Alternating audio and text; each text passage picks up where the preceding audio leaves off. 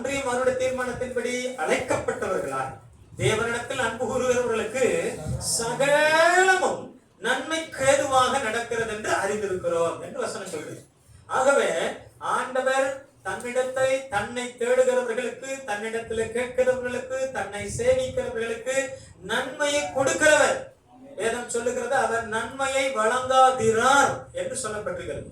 நன்மையை கொடுக்காம இருக்கவே மாட்டாராம். ஆகவே ஒண்ணு நன்மையா இருக்கும், இல்ல நன்மைக்கு ஏதுவா இருக்கும். சில விஷயம் உடனே நன்மை தெரியும், சில விஷயம் உடனே என்ன செய்யாது, நன்மையா தெரியாது. ஆனா அது பிற்காலத்துல நன்மைக்கு ஏதுவானதா மாறும். இல்லையா சொல்லுங்க.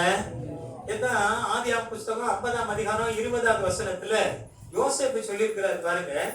அந்த நீங்க வசனத்தை வாசிக்கலாம். ஆதியாகமம் 50:20.